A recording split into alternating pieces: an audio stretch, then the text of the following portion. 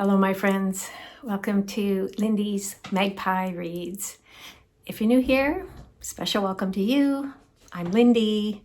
I read a lot, and this is a place where I talk about books. I have finished 9 books since my last video, so lots to tell you about.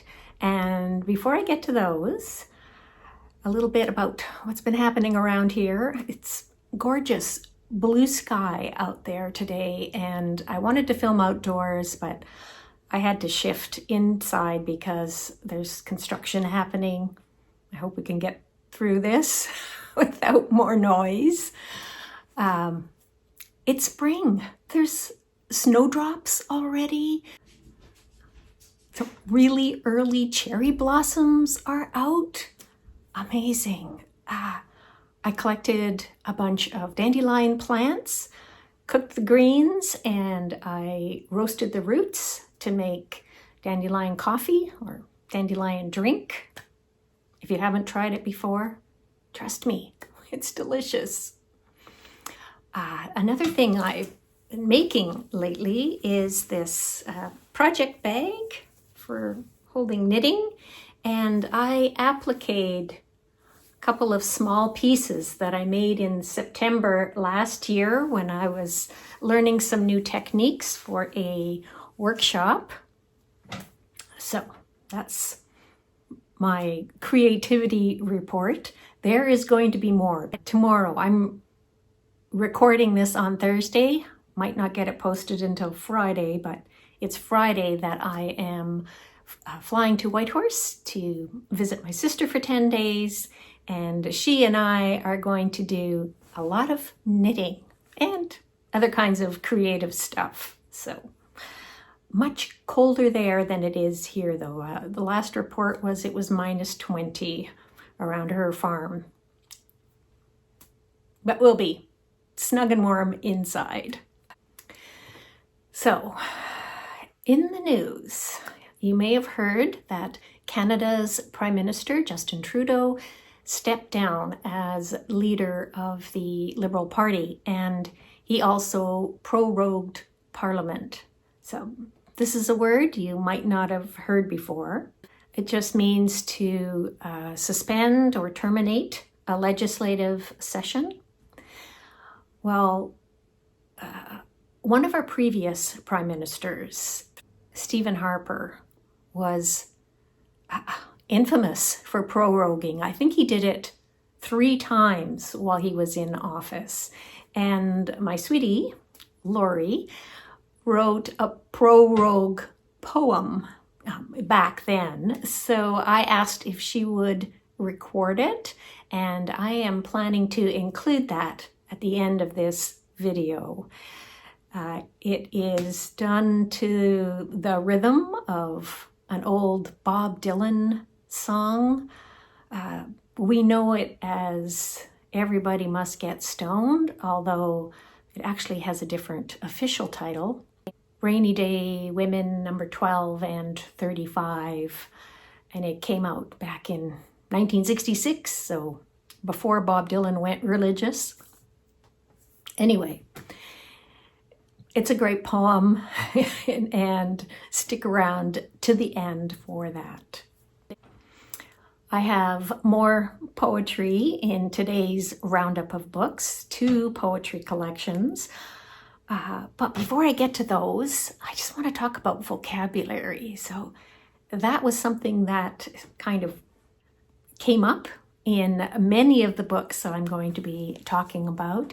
Words like tismriz, jamfree, jorum, pobby, soul post, yoke, and a bunch of Welsh names, words, and sounds.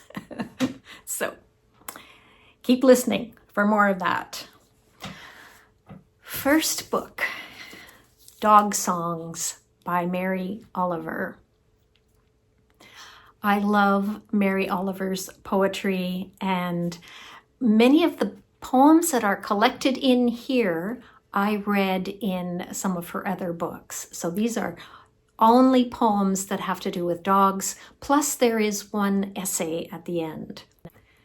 Mary Oliver was an American poet born in 1935. She died in 2019.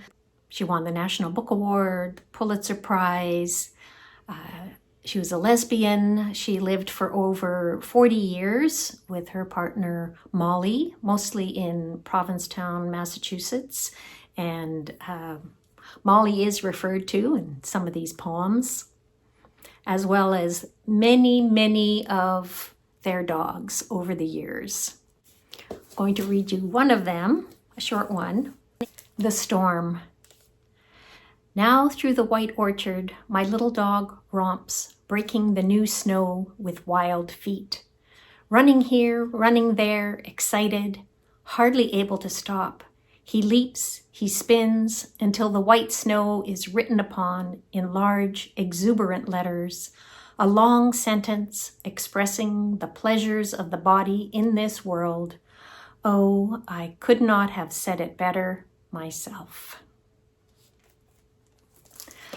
There is one essay at the end, and in it, she talks about how she feels about dogs on leashes. She's totally against it. So obviously, she didn't live in a big city.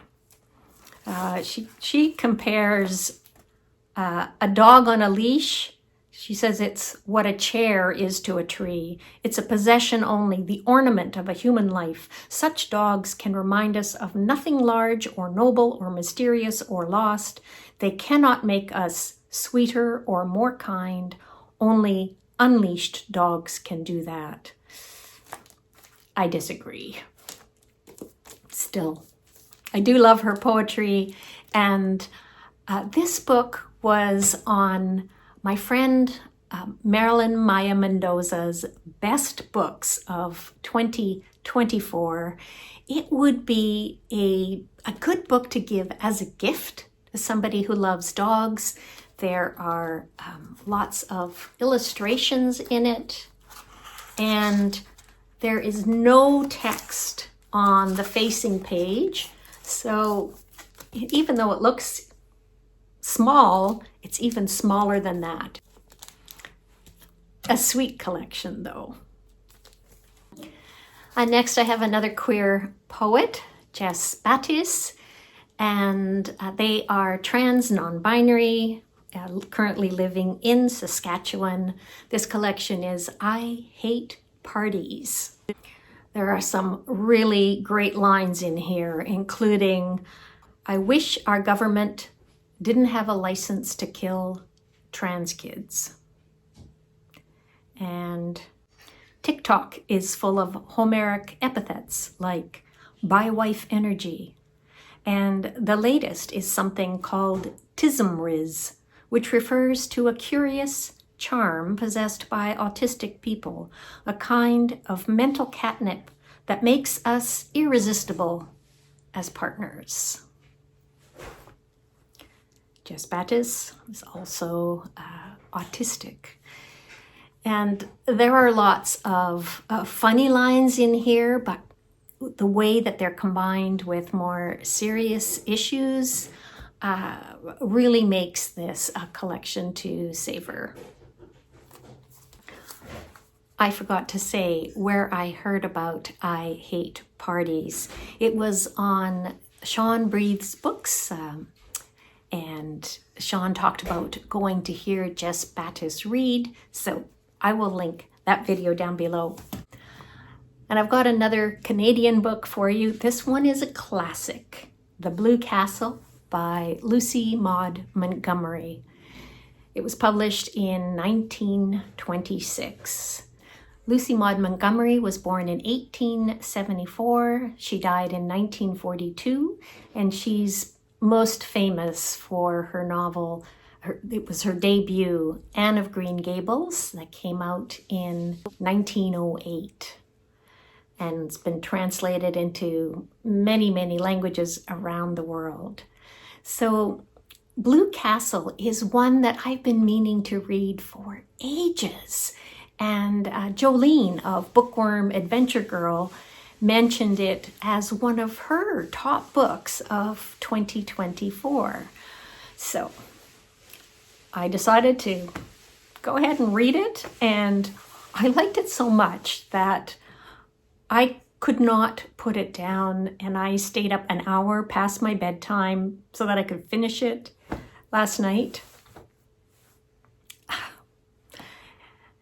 It's a feel-good story set in Muskoka in Ontario. The central character is a woman who learns how to stand up for herself, and you just want to cheer her. Things turn out really well for her, and feel good, very feel good story. Vocabulary in this, you can find interesting vocabulary in all of Montgomery's works, and so here are a few that I noted down. Jamfree, which is spoken nonsense or worthless people. Jorum, which is a large vessel or jug or bowl or something that's used to hold a beverage like tea. And Pobby, which means swollen or puffed up. An interesting thing about this novel is that it was involved in a plagiarism accusation against the Australian author Colleen McCullough with her book Ladies of Missolonghi.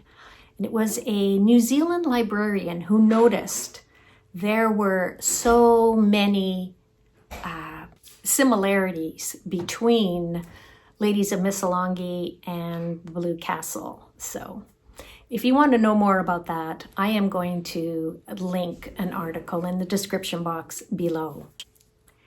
Next, have an Irish novel, The Women Behind the Door by Roddy Doyle. I heard Roddy Doyle talk about this at the Vancouver Writers Fest. It's actually the third in 3 books that he wrote about this character, Paula Spencer, but you do not need to read the first 2. The first one came out in 1996, and it was called The Woman Who Walked Into Doors. And I think the second one was Paula Spencer. Anyway, I did not read those 2. I've read earlier books by Roddy Doyle and enjoyed them. But this one, we meet Paula after she has recovered from being an alcoholic. She's in her mid-60s, so it's Dublin. It's during the COVID pandemic. In the opening scene, she and a friend of hers are going to get their very first vaccination, COVID vaccination. They make a day of it,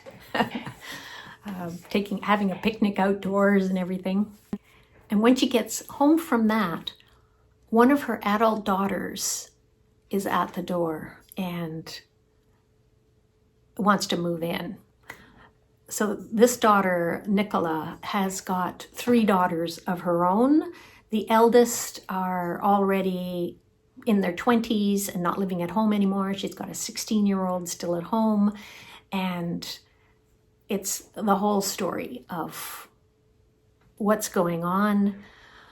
There's a deep dive into this mother-daughter relationship that I really appreciated, and also the friendship between Paula and her friend Mary, I think her name is, that she went to get the jab with. The dialogue is so funny.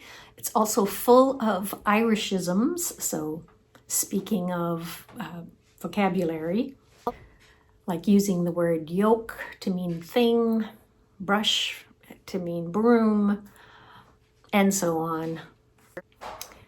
But this long time simmering resentment, shame, dark feelings come to the surface, and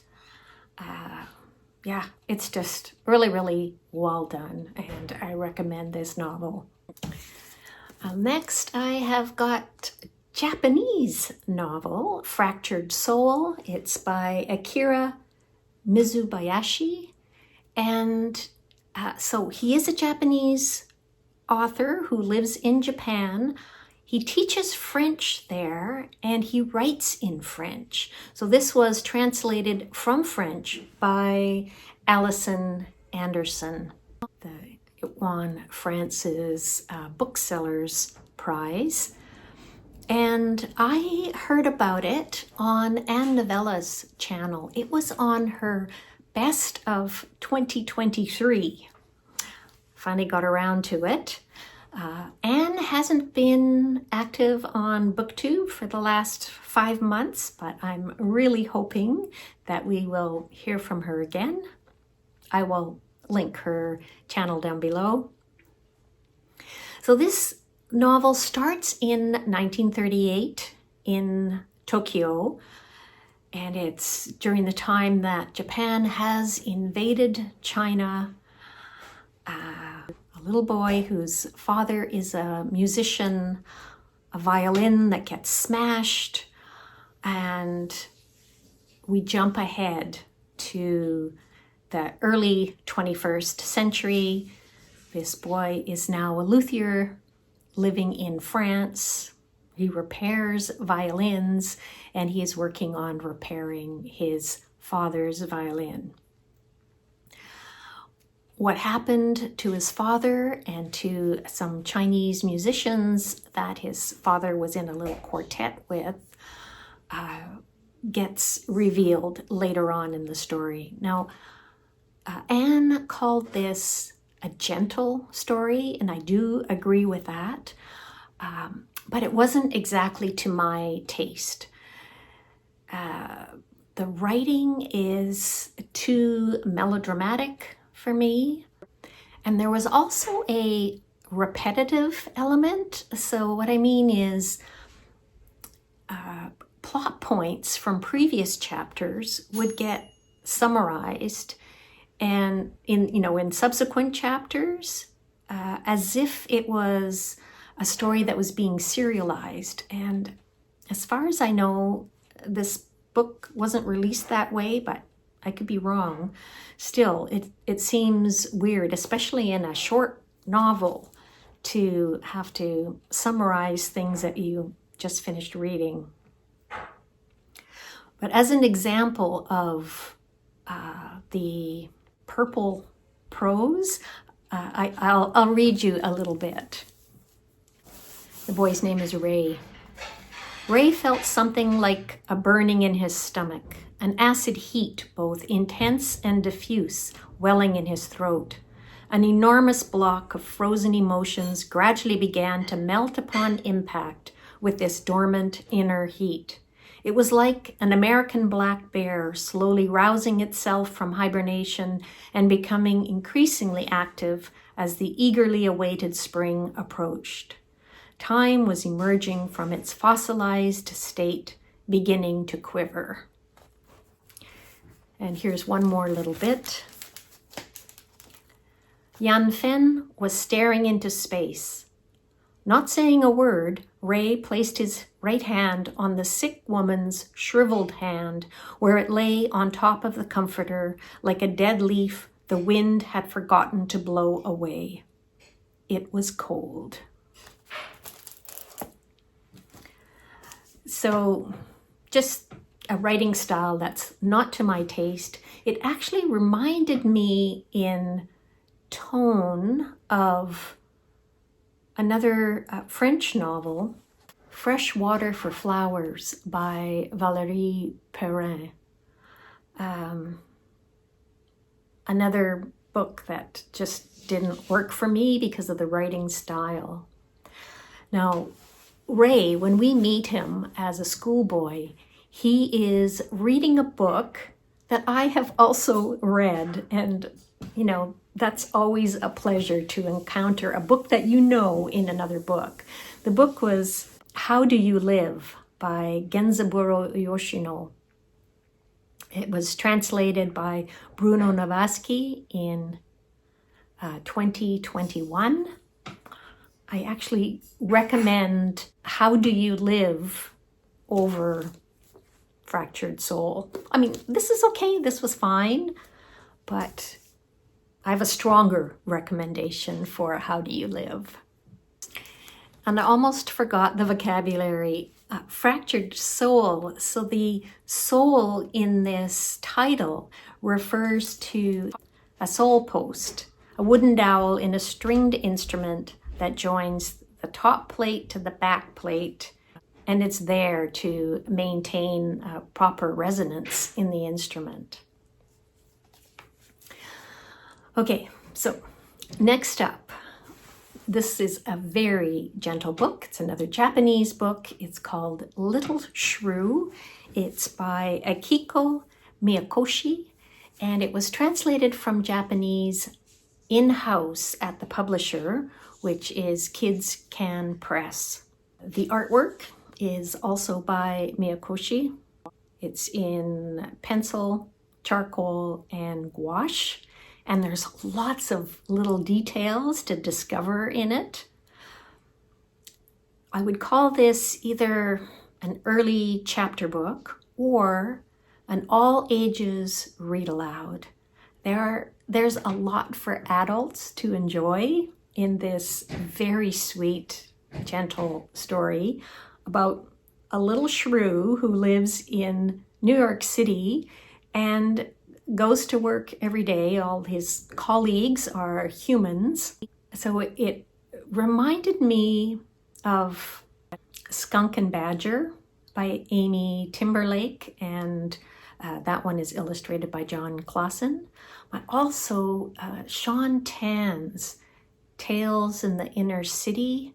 And there's one story in there, I think it's a cicada that works with humans. So that sort of surreal aspect is what you'll get in Little Shrew.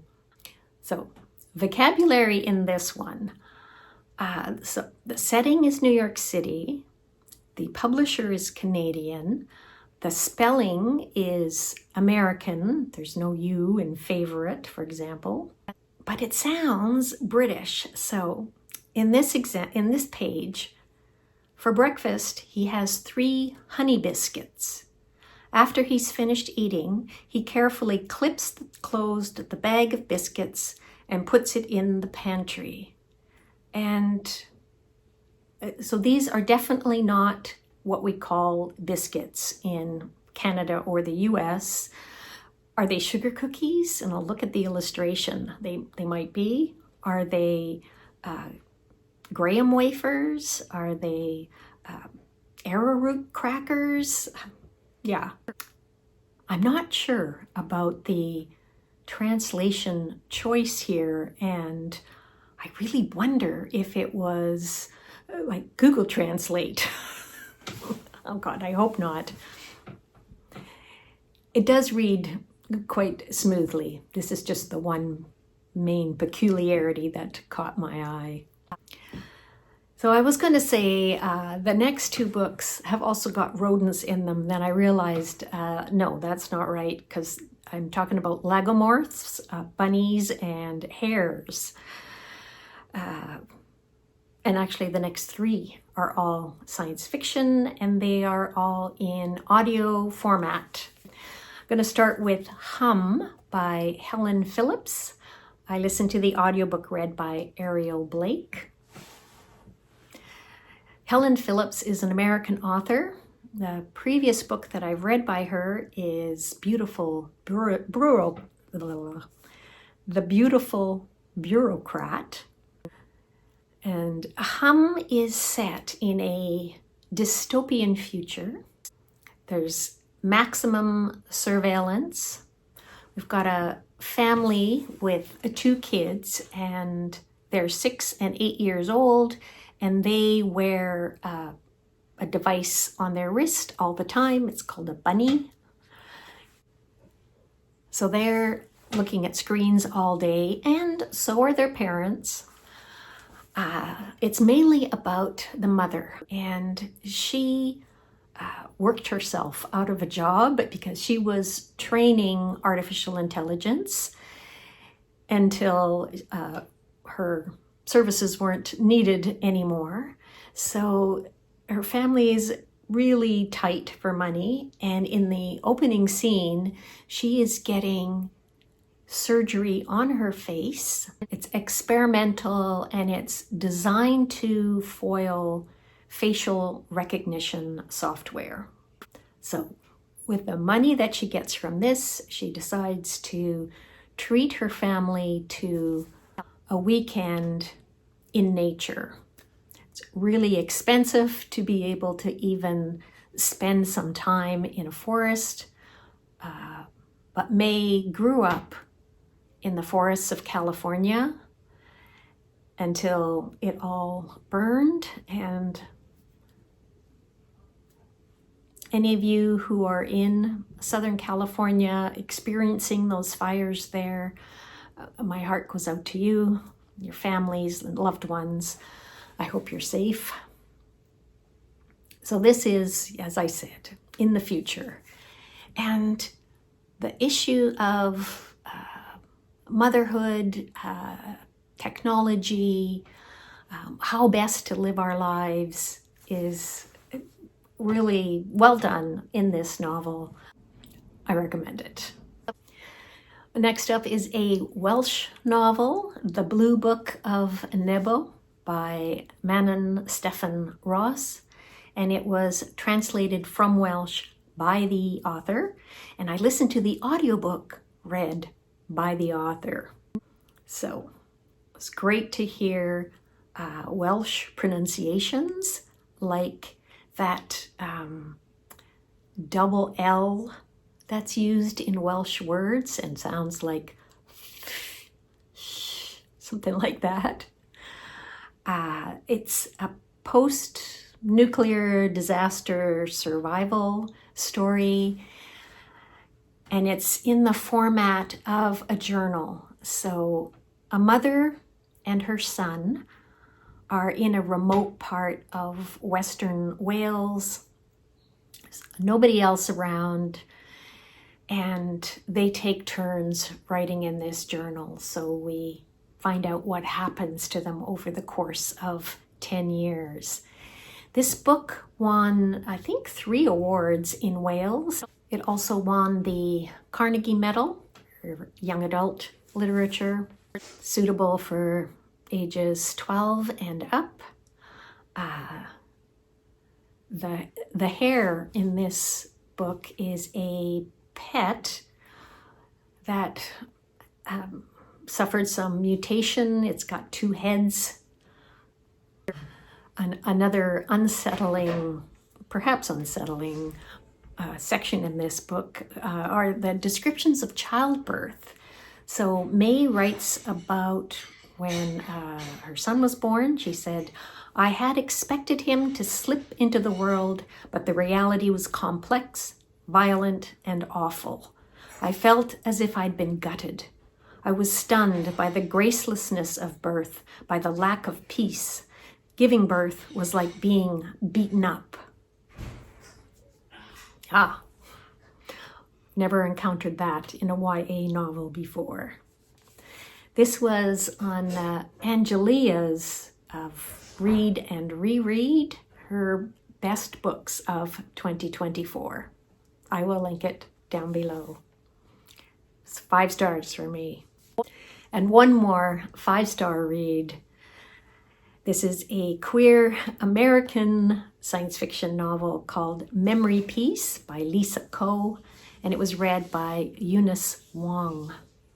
Lisa Ko is Asian American, and the book is all about memories and archives. I thought the author's narrative choices in this book are just excellent. So we meet these 3 girls when they are about 10 or 11. So this is in the 1980s. It's at a summer barbecue for Chinese immigrants in New Jersey. And we follow their lives all the way through until they are old women. So past the 2040s. And The future is kind of like in the book Hum, where there's maximum surveillance, there's advertising all the time, maximum policing. The three girls are all queer. Giselle is a performance artist. Jackie is a coder and is involved with computer stuff. And Ellen is a community activist. So there are three different points of view in the novels. There's one chunk where we get Giselle's point of view, then the second chunk is Jackie's point of view, and in the final third is Ellen's point of view. It's scarily realistic, but really thought-provoking. In the description, it was compared to Tomorrow and Tomorrow and Tomorrow by Gabrielle Zevin, and I wasn't crazy about that book, but I really loved Memory Peace, so sometimes you just can't trust those at all. Anyway, that is all I've got to tell you about as far as books go. Please stick around if you want to hear Laurie reading her poem, Prorogue. I think that's what it's called. She'll tell you. And please also do say hello in the comments down below. I always love to hear from you, and I want to thank you also for watching. I'll see you all soon. Bye for now. Hi folks, Laurie here, revisiting a poem that I wrote more than 15 years ago, back when Stephen Harper prorogued Canadian Parliament, not once, not twice, but 3 different times to avoid certain political consequences. I'm revisiting it because this week there was a bit of a kerfuffle from the Conservative ranks about Justin Trudeau proroguing Parliament as he was stepping down from the Liberal leadership, and obviously Parliament has to be suspended under these circumstances. But anyway, this was my response years ago when Stephen Harper became the king of prorogue. Goes a little something like this. He'll prorogue just like he said he would. He'll prorogue because he thinks that he's so good. He'll prorogue and then say he's done no wrong. He'll prorogue because his backbone is not strong. You would not say that he's in vogue. Everybody must prorogue. He'll prorogue when you're living on the street. He'll prorogue so that he can dodge the heat. He'll prorogue as he's slinking out the door. He'll prorogue to avoid idle no more. Election fraud is not a holy road. Everybody must prorogue. He'll prorogue when the senators get caught. He'll prorogue when the ombudsman's been bought. He'll prorogue when you're trying to save a buck. He'll prorogue and wish families good luck. You could not say that he's in vogue. Everybody must prorogue. Well, he'll prorogue and he'll smirk that it's the end. He'll prorogue, then he'll come right back again. He'll prorogue while he thumbs his nose at arts. And he'll prorogue as his hubris tops the charts. It's plain to see that he's a gutless rogue. Yes, everybody must prorogue. Prorogue to get his party off the hook. Prorogue so he can write his hockey book. He'll prorogue with his PC fists of ham. He'll prorogue because he doesn't give a damn. The voters know that he's a slimy toad. Everybody must prorogue. He'll prorogue when it's ruled he's in contempt. Prorogue you then pretend that he's verklempt. Delay Parliament just because he can. Prorogue because he's a petty, spiteful man. Yes, the voters know that he's a slimy toad. Everybody must prorogue. Thank you. Good night. God bless. Happy New Year. Don't forget to prorogue.